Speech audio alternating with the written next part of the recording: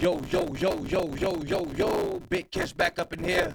Shout out to Hello Yassine Extras. We about to tap into this video. Nobody talks about why Drake actually lost. Now, it sounds like he got some information. Sound like he knows something we don't. That's what this sound. That's what this title sound like. Y'all know I like holding y'all. Without further ado, let's get it. What's poppin', y'all? I wanted to talk about a hidden reason that Drake lost. Ooh, no. Hold on, y'all. Hold on. My bad. Here we go. What's poppin', y'all? I wanted to talk about a hidden reason that Drake lost the beef with Kendrick Lamar. Y'all tap in. This is hidden. It's a hidden reason. We like hidden stuff. We like rabbit holes. So don't click off this video. This is a hidden reason why Drake actually lost. That I don't feel like many people are speaking about. And I think that's the relationship with the media or lack thereof in the preceding years to the beef actually happening. So what triggered this thought in my mind was an Azalea Banks tweet thread of all things. So somebody said, it really took a dashing, brilliant mind such as Azalea for me to understand why Drake may not have won the battle but won the war. I don't necessarily agree with this, but I'm going to read through her thread, which is a couple of tweets, and then... What you talking about, man? Go back to illustrating my point on this. Drake already won the war by virtue of Kendrick Lamar, despite whatever pittance of a sum he was paid to come after Drake. I don't think he was paid anything. I think he did it for the love of the hate. Will never be popular enough, tall enough, handsome enough, or fun enough to warrant even a tenth of the $400 to $600 million deal Drake has with UMG. And that's really why everyone is super effing mad at Drake. That's what makes this all so backwards and weird. It's all a bunch of performative, black-on-black BS being done in hopes of getting a pat on the head from Lucian. It's all very effing gay and pointless if you ask me. Drake has his finger on the pulse of the world. This is the part where I start to agree. There are dudes in Albania, Poland, and Russia wearing USSN Polo Association, duty-free cologne, Burberry plaid, Gucci belts, and Ferrari sunglasses, telling women they're from Italy, aspiring to be Drake and or 50 Cent. This is so pinpoint accurate that it's kind of mind-blowing because most artists and rappers cannot make this reference or even understand this to be true. Kendrick doesn't have that kind of global appeal. This is 100% true, and also why when people say, man, Youngboy is one of the biggest rappers in the world, I'm just looking at them like, are you insane? It's not even close. 50 Cent is a bigger rapper when it comes to globally, even now, than a Youngboy. That's not to knock Youngboy, but it just shows, especially many Americans, how much of a lack of understanding and ignorance they have about the rap.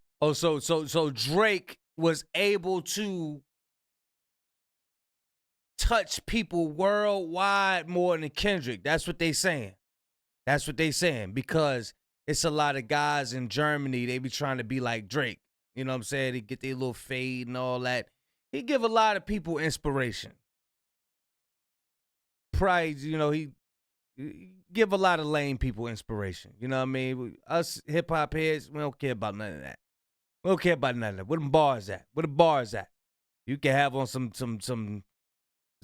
swamps. You know what I'm saying? Dirty swamps. All right, you got bars, you win. All right, come on, let's get it.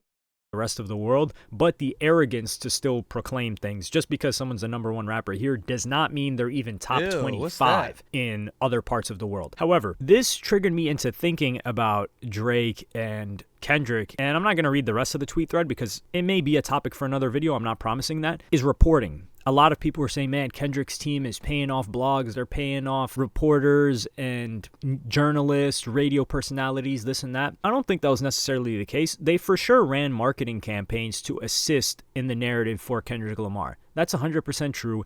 It's verified. Everyone knows this. But that's not what wins you the beef. Like, if Meek Mill had paid blogs back in 2015, it wouldn't have helped him. The guy didn't drop a record. Yeah. He was just sitting there. Drake dropped Charged Up and Back to Back. Just completely washed him. And then Meek Mill didn't come with anything for, a month or two? And it was whack. So Meek Mill just got washed, and no amount of paying blogs would assist in that. But with Drake, I wouldn't say that people had animosity towards him, but a tweet by Elliott Wilson, who is... Elliott Wilson been on one lately, haven't he? Yeah, Elliott Wilson been on one. I'm not gonna lie, he's a bit of a hater after what I've seen him do in the past couple of weeks. But he would tweet out when Drake announced that he would be doing his stream with not Aiden Ross, where he announced that he would be doing an XQC stream. So Elliott Wilson was one of the people that called this out, and he quoted the tweet and said, "Culture? ? And I was going to make a video about this topic entirely on its own, but it's great that I can merge it together. And it was actually Aiden Ross and Drake stream on the 26th. This video is going to be about Elliott Wilson. Like, why would Drake do anything quote unquote culture when Kendrick Lamar is talking about I'm what the culture feeling? So if Drake got quote unquote denied, kicked out, whatever people want to say about from the culture, why would he be going to those media outlets now above all other times? Doesn't make sense, does it? Plus, there's also the nuance that this was a business decision. He has a contract with Stake, so he had to show up and do his thing with Aiden Ross. This was an Aiden Ross comeback to Stake and Kick, or not to Stake, to Kick, who is owned by Stake, but they wanted to have a big comeback stream for Aiden, and what better of a comeback than not only a giveaway, but also with Drake. Whole business decision here. But if you take a look at the year before the beef, 2023, Drake is... Okay, he's about to start heating up. That was the intro. He about to start heating up. Beef, 2023. Drake is known not to do too many interviews, but he did a bunch of interviews in 2023. And who were they with? Well, number one, the first one that he did was with none other than Bobby Althoff. So that was the first one where people were saying, what the hell is Drake doing here? And that interview episode appearance was the Sunday Conversation with Caleb Presley. Kodak has had viral clips come out of this, but this podcast, this show, it's underneath Barstool Sports. When you think of Barstool Sports, the last thing on your mind is hip-hop. The majority of people that follow that and are really into the brand, they're not listening to hip-hop like that. Yeah, they're probably enjoying themselves some Drake and some Travis Scott. But you start talking about Rilo Rodriguez, and they're like, what the hell? What is that? Or No Cap, or any number of other rappers. Yeah, whatever happened to Rilo Rodriguez? Is he writing for Baby, or what's going on with that? You just talk to them about Ab Soul, and they're scratching their heads and trying to crack open and down a beer. So this was a peculiar appearance for Drake. People didn't dislike it because he had Adonis with him, and it was a little bit endearing. However, this pattern continued. So after this, he appears on Yachty's podcast for, it was a sunglass brand, but it was called Future Mood, and it was like a moody conversation. It was the debut. Yachty was kicking it with Drake a lot during this time. We've come to find out that Yachty's helped Drake write, laid down reference tracks for Drake, given Drake entire songs that he had. So they were really close. So here he is doing another long form media appearance. This is over 30 minutes, and it's not with a main hip hop outlet. Sure, Yachty's a rapper, but people are looking at, okay, Drake, is this a press run? What are you doing here? And this isn't as quote unquote bad, if you want to call it that, as the Barstool. But where it really, really peaked was the Bobby Althoff appearance 6 months later in August. So he been trying to separate himself from the culture. He been trying to separate. I don't know. He all over the place, man. He all over the place.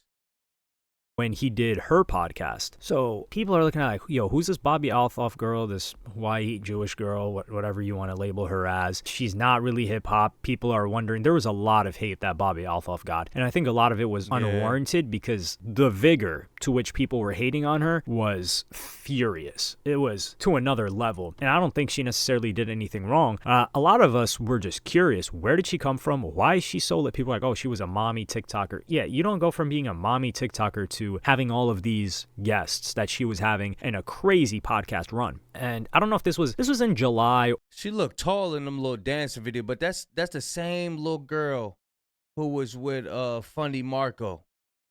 And Funny Marco was on stage and they was performing together. He said, look, you can't just sit there doing a straight face and I'm carrying this whole show. He pulled her to the side. She was like, that's how I'm funny. I just sit there. He said, oh, hell no. No. We ain't gonna be doing this. And man, no. Or August, one of the two, because the podcast ended up getting taken down. So people were looking at this, okay, is Drake gonna come back? Drake doesn't do any media with any hip hop journalists, nothing. And on top of that, the only person that he would talk to when the beef started was academics, kind of like leaking him information here and there. So if you're a media outlet, think if you're the Breakfast Club, think if you're Elliott Wilson, you're driving a lot of the narratives in hip hop. Sure, the whole general public, they may not even care that Drake lost. They're listening to Drake team don't want him doing no interviews because he gonna slip up and say some dumb shit. That's what that's about. No, don't let him do no interviews. No, don't let him go. No. You done fucked up enough, boy. Whatever hit songs he may drop next. Now, the issue with him and UMG, the songs won't be hits, and those normal people that don't really care what's going on in hip-hop, they're not even going to hear about new Drake songs if UMG isn't there to pull the lever to really get the reach going. So that's where he needs hip-hop media, personalities, and people that spread everything in the genre. So those guys, they're looking at it like, man, Drake's been doing all this media in 2023. The beef is happening in 2024. I think there's an element of, man, screw this guy. And that's not to say that Kendrick Lamar was supporting them or showing up and doing interviews with them, which he does here and there, but he's less visible and less collaborative, if you want to call it that, with the media than Drake is. But I don't think he garnered their ire because Kendrick was not doing all these other outlets that are outside of hip hop. So when Kendrick takes this angle of, oh, I'm the culture and you're an outsider and you have other people like Rick. It's not an angle that he's taking. That's his natural self. He's from the culture. Like, he was born in this shit. It ain't no angle like, oh, I'm a jump over here and get with the people. No, that's Drake's angle. That's what Drake aims to do. He aims to pick a side so he could get a win and win the people over. And Kendrick ain't got to do that. He don't have to do that. He's from it. He's from it. We are able to recognize what he's doing.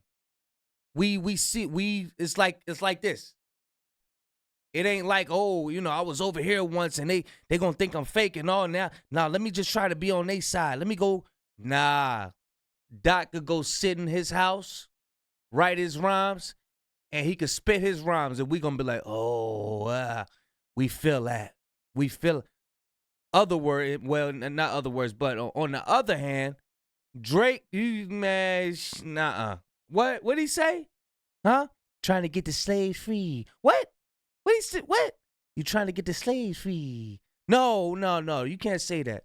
You can't say that, stink. Nope. Go sit down. You're on punishment. Go take a nap.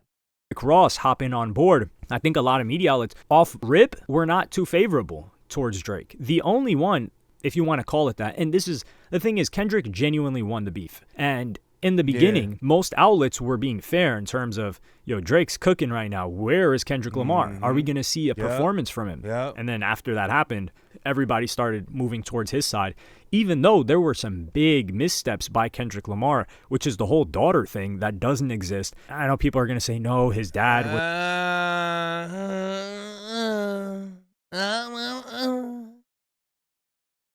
Look, you got him picking up a girl after his concert. You got him hugged up with a little girl like a daddy. Who is she? You got the thing on Instagram. Our cousin Monet had brought it out. The little girl was a part of his little family fun day thing. The same girl, her last name was Graham. How much shit you need to line up? That says like all this, oh, no one has any evidence. You don't have any evidence that your parents is your parents. How about that? Like, how much shit do y'all need to line up? How much of it, like, what's up? That should be getting on my nerves. Like, yo, well, no one have any evidence that that's his daughter unless he comes out and say. Then the deleted post with Dennis had deleted the post with the little girl. My granddaughter. That's my granddaughter right there. That's my granddaughter right there. Yeah. Look, OVO said, nigga, take that goddamn picture down, man. Take that picture down. He said, that's my granddaughter right there. Uh-huh. Come on, bro. Not just one daughter. A couple of them little mama. A couple of them.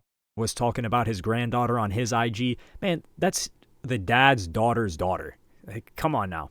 That's the dad's daughter. They know his... Even though there were some big missteps by Kendrick Lamar, which is the whole daughter thing that doesn't exist. I know people are going to say, no, his dad was talking about his granddaughter on his IG. Man, that's the dad's daughter's daughter. What about the other ones? Drake keeps showing you time after time, even on the album cover, he got all the girls, all them women pregnant, and the cartoon character girls pregnant. Like, yo, he's letting us know. I don't get it. Like, come on. Like, come on now. Drake could not hide a daughter this effectively, especially if she was in the US or Canada or the UK. Maybe if he's got a daughter somewhere in Gambia, perhaps. Well, we haven't seen anything like that. Now, I know somebody from Gambia is going to comment, damn, like, shout out to Gambia. We probably got one viewer from there. So this caused everyone to champion Kendrick Lamar, and I genuinely think that they wanted him to win more than Drake. And Kendrick won regardless, but the only outlet that was supporting Drake was DJ Academics. And that's because Drake would give him some information. Drake would, and I think there may have been some envy between these other outlets and Academics too, which fueled them wanting to support Kendrick even more and knock Drake, because they're looking at it like, yo, Drake is telling Academics, or Academics is premiering songs damn near on stream. He's showing up exactly when it drops. People are notifying him of that, and he's getting access that we're not. Granted, Drake still never even addressed Academics publicly or called into him, and Academics still demonstrated his loyalty despite other moments in the past where Drake calls into a Kai Cenat stream, for instance, or Drake is kicking it with XQC more recently, even though that's a contractual obligation. People are looking at these things, especially within hip-hop, that have an influence and a voice, and they feel abandoned. So it's no surprise that they're not just going to jump and support Drake. And I think Drake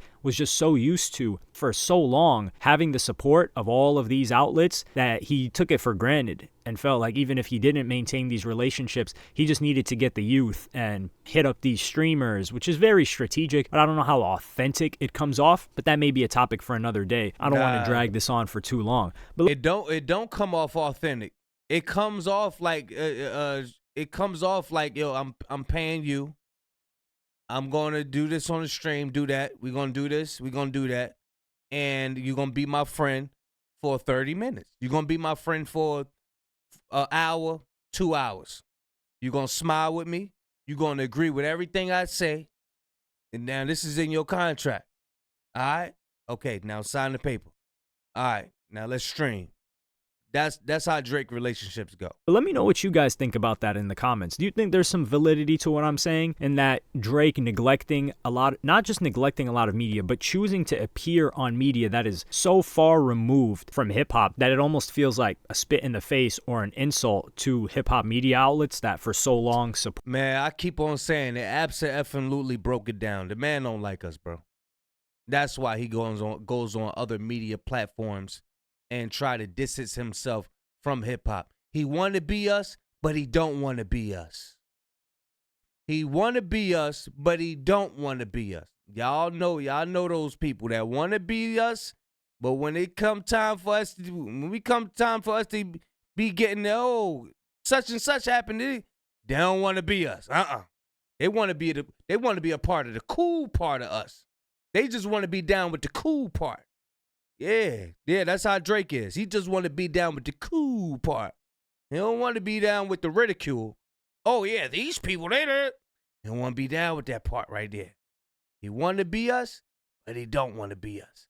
And he's not like us. He don't like us. Yeah. Y'all let me know what y'all think, man. Big Kish signing out. I'm gone, yo. Nice video. Yeah, shout out to Hello Yasin Extras. Yeah.